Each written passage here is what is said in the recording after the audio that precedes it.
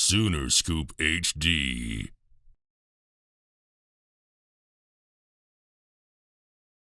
Josh McCuistion at SoonerScoop.com here with five-star safety and now Oklahoma signee Peyton Bowen. Peyton, going through your first night here at Under Armour, what's the last 24 hours been like? Check in, kind of getting settled in. It's been pretty cool, like just to see the hotel, like hang out with the dudes, like my roommates, like stuff like that. Just being with my boys again, like last kind of ride before we go off to college and stuff like that. So it's been fun. I was noticing you, Ashton, hanging out. Obviously Ryan. A lot of guys going in different directions, man. What has that started to sink in a little bit? All these guys you kind of grew up with now, all kind of doing your own thing. Yeah, it sinked in, but like at the end of the day, like we're going like where our path led us. So I'm happy for all my friends doing good and stuff like that. And you don't have to leave all your buddies, man. You got one going with you for sure. Absolutely. Okay. Well, now, I guess, and I told, for everybody listening, I told Peyton we wouldn't go over too much after yesterday's, I think, 10-minute interview. But, I guess, for you, not so much like what happened, like, what were those 24 hours like, man? What was that just kind of going through it from your perspective? I say, like, they weren't too. They were hectic, honestly. Like just from like how I was going through things, and then just the way I try to handle and stuff like that. Like obviously, I turned off social media for a while, but like it was fine. Once I got clarity, it was all good. Sure.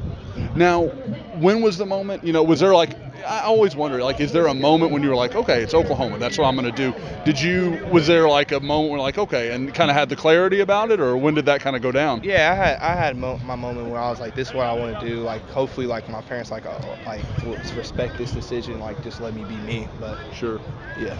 Now, and you were, man. I gave you a lot of credit. You were really candid yesterday. I think that probably makes it easier for me. I don't have to ask you a lot of those questions, man. But for you, what was your reaction when OU knew? Obviously, Brent had the tweet, so I know they were excited. But what was their reaction when you told them, man? Like the signed paper. Honestly, I sent it to Valai like at 11:58, and so whenever Venables found, I didn't even know he posted that for a while. So you got off of it. That's right, yeah. That's right. So I didn't even know he posted like just like the picture of like signed and nothing. And so like it was cool. It was cool to see like all the love and stuff like that after what I did. Okay. Now, for you, you got a couple weeks and then you're up there, man. What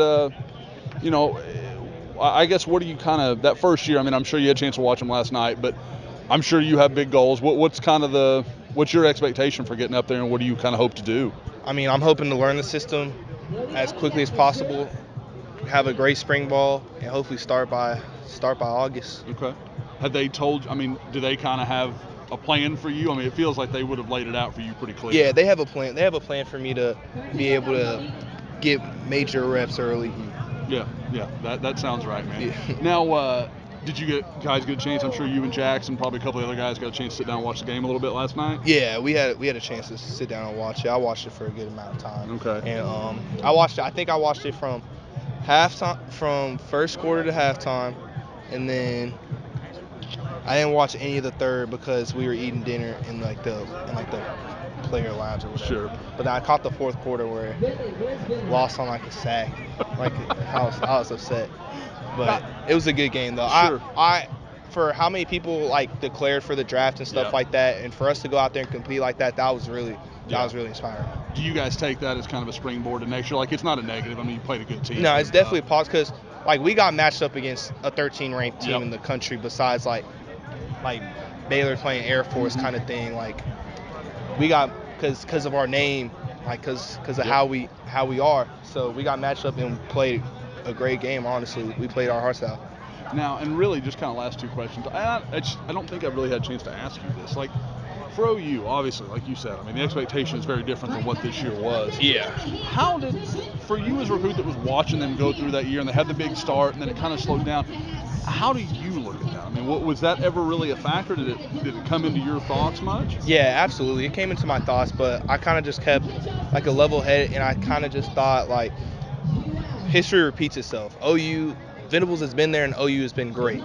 And it's one year where Venables had to bring in multiple walk-ons to try and like fill in roles, and injuries come into play, and like walk-ons are filling in major roles now. Sure. So like it's very hard on a coach with that kind of game plan to switch and be with people he doesn't know, like stuff like that.